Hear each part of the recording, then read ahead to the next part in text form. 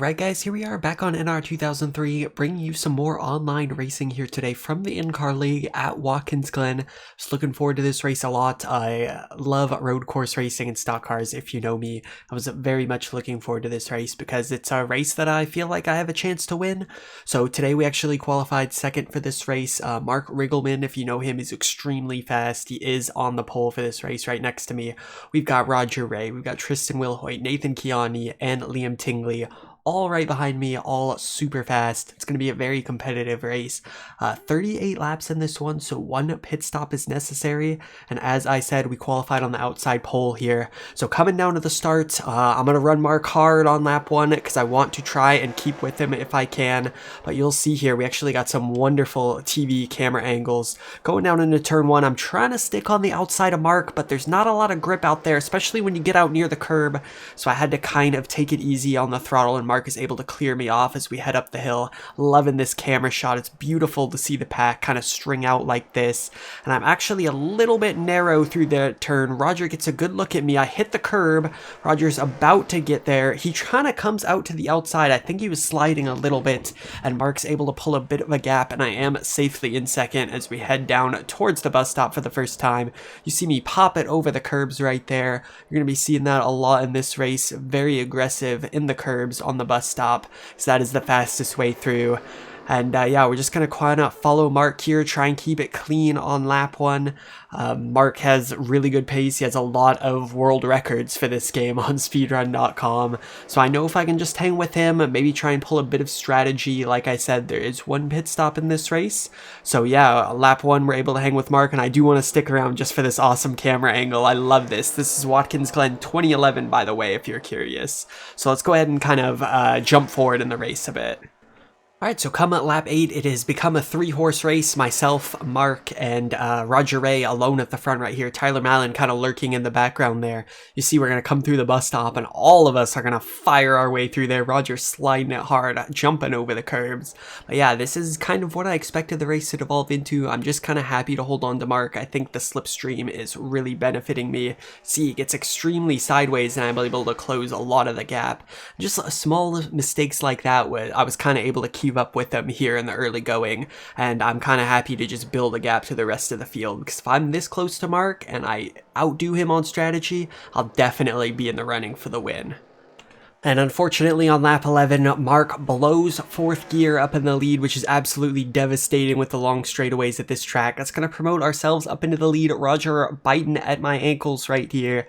And yeah, Mark's going to be out of this race. He's going to retire with a blown 4th gear. So now we are up on the lead, about 11 laps through this thing. So I'm feeling pretty good. You hate to see that happen, especially because we were running so close up to that point. But at this point, I'm thinking that one of my big competitors is now out of the race, and it's going to be a duel between myself and Roger. Alright, we're up on at lap 19, heading towards the halfway point. INCAR does give points for leading at the halfway point, so I really want to stay out in front. I've been in front ever since Mark had his issue, and me and Roger are now 8 seconds clear of the rest of the field. I'm feeling really good at this point, and then it should be coming up soon. I sent it down to super slow-mo. Keep an eye on my steering wheel. As we head up through the first right-hander of the S's, you're going to notice a weird movement to the right there, and the steering gets locked in place.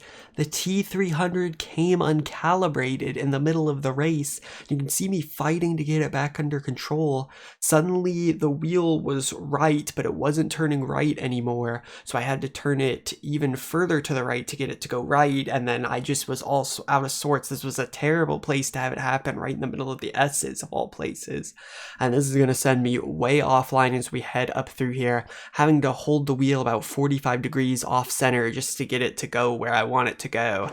And as you see, we're going to come up through here. I'm actually going to switch it over to TV1 view so you can see how Roger's going to get around me. So I'm way offline, I'm hitting the curb, I'm just fighting to stay in control, trying to get out of Roger's way here to the left. He kind of ends up behind me. We almost come together actually, but he's going to get past me heading into the bus stop right here. I ended up saying sorry to him after the race because I'm just out of control at this point. You know, fighting to keep the car under control. And as we are at the halfway point, I'm gonna decide to make my pit stop right here and try and recalibrate my wheel because I don't feel like there's a way I can drive consistently and fast at this, at this track with my wheel being off center like this. So what we're going to do is we're going to make our pit stop. I wanted to take 2 tires because tire fall off wasn't really bad, but I am going to unfortunately have to take all 4, and I'm actually struggling to get on pit lane because I just had no control over my wheel. So we're going to come in right here, we're going to stop, we're going to take 4 tires, and I actually spend a little bit of extra time in my box trying to make sure my wheel was calibrated properly. So this is gonna hurt us real bad, but you know what, we're gonna see what we can do when we come back out. Probably gonna be a little ways behind Roger. All right, so on to lap 24. Things have settled out in terms of pit stops. I'm 3.5 seconds behind Roger, and it happens again going up through the S's.